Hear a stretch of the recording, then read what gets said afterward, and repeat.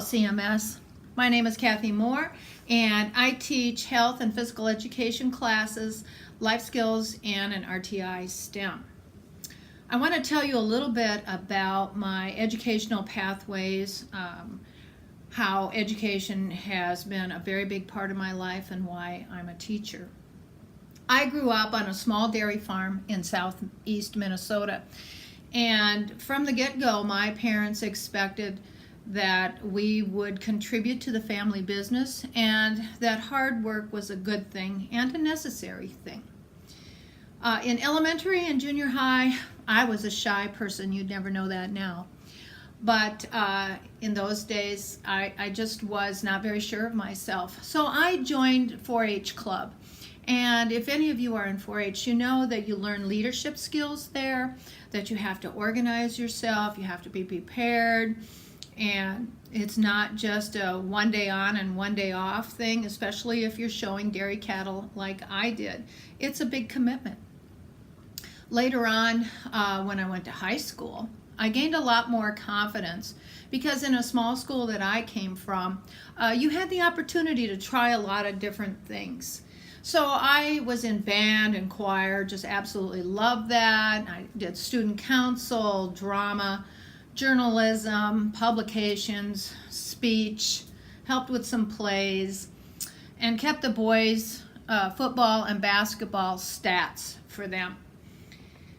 I was in the first girls class to be allowed into FFA, and FFA is all about leadership, commitment, service to your community.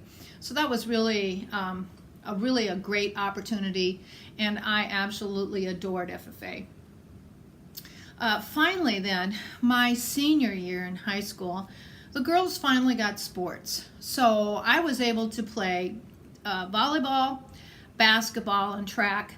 And incidentally, we had one uniform for all three sports, but I didn't care because it was an opportunity to play and participate, which we'd never really had before.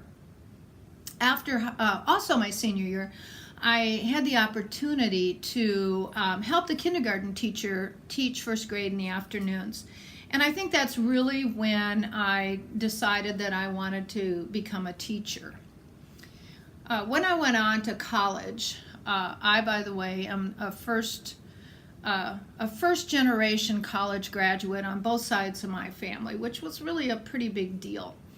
So in college, I played a little softball, played a little basketball, and met some lifelong friends. In college, there are so many opportunities to learn about other people and to experience a lot of different opportunities. After graduation, I actually brought softball back to my home high school, which was pretty neat. After college, I lived in 4 different states. Each teaching position and situation was different. And in each state, I attended more education courses. So I went to a couple different universities to take classes, which I would encourage everybody to continue your learning. After that, I pretty much have moved to Indiana, and I have taught at all different grade levels and in 2 different school districts. And I have taught some really wonderful young people.